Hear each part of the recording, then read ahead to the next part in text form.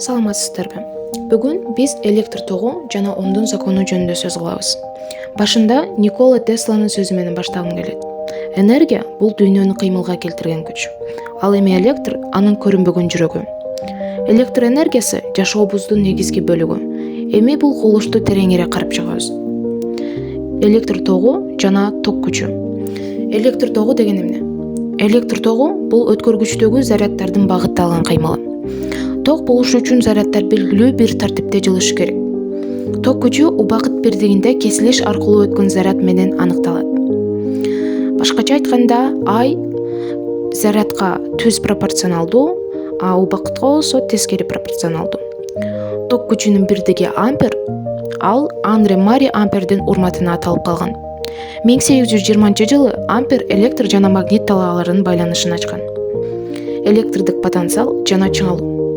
Электр талаасы ар бир чекитте потенциалга ээ. Эки чекиттин потенциалдар айырмасы чыңалуу деп аталат.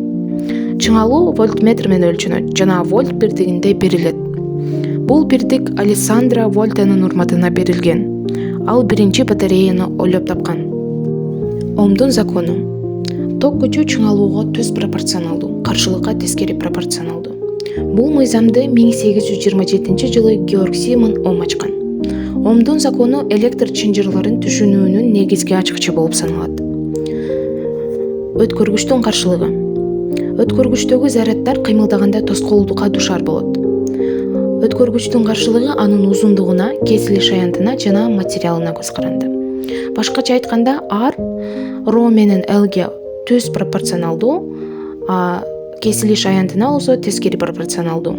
Мисалы, күмүш эң жакшы өткөргүч, анткени анын каршылыгы өтө төмөн. Температура жогорулаганда каршылык өсөт. Резисторлордун туташуу түрлөрү. Удалыш туташтырууда жалпы каршылык резисторлордун суммасына барабар болот. Ал эми жарыш туташтырууда жалпы каршылык төмөнкүдөй болот. Жарыш туташтыруу көбүнчө колдонулат, анткени ал коопсуз жана туруктуу. Эгер бирөөсү иштебей калса, калгандары иштей берет. Ошентип, биз бүгүн электр тогу, чыңалуу жана каршылыктын негизги түшүнүктөрүн карап чыктык. Омдун закону алардын өз ара байланышын түшүндүрөт. Темабызды аяктап жатып, улуу илимпоздун сөзү менен бүтүргүм келет. Илим бул табияттын тилин үйрөнүү. Илим аркылуу биз дүйнөнү түшүнүп, өнүгүүгө жол табабыз.